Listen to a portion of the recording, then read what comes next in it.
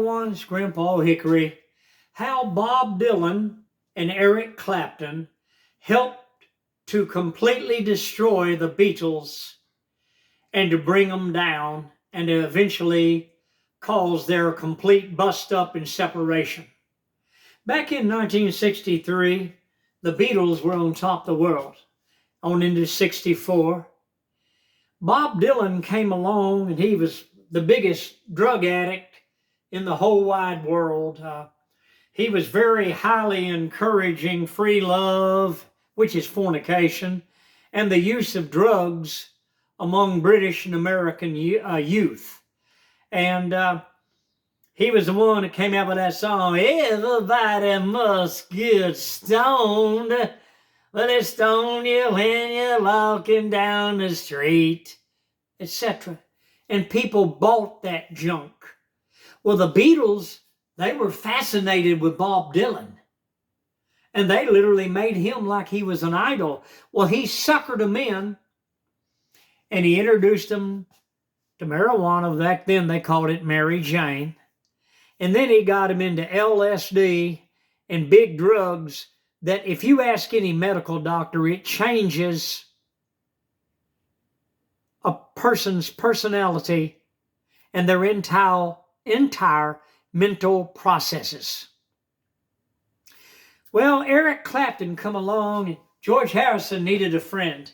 He always said, George said, "I need a friend." So he become buddies with Eric Clapton, and Eric Clapton went while George was doing things and crawled in bed with George's wife. George Harrison, I saw him on an interview. He was crying about it when he had found out. And he had loved his wife very much. But this is what his good buddy friend Eric Clapton did. And George Harrison is literally the one that made Eric Clapton. He even got to sit in on Beatle numbers and everything else at Abbey Road there in England. But this is the way that he rewarded George Harrison.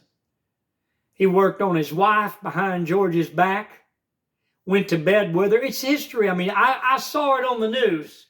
They were talking about it today.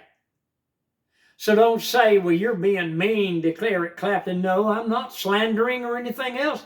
I'm only repeating what is on the news about Eric Clapton. That was called the blues guitarist of England that became George Harrison's friend. I saw it today. I was looking at it on Global News. People, the Beatles at one time were so talented.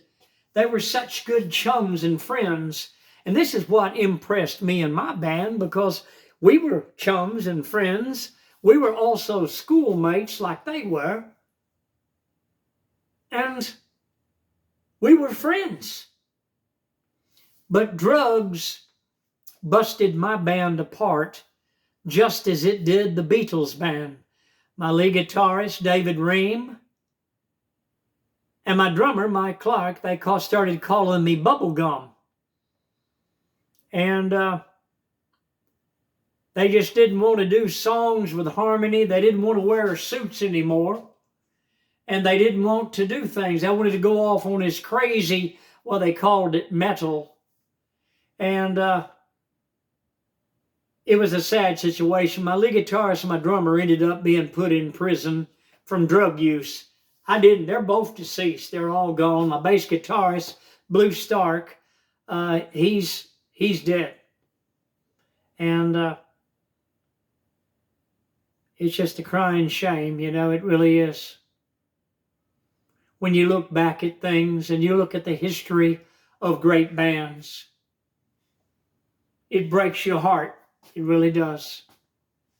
Hey, hit the like button, subscribe. Grandpa Hickory, I'll see you on the next video.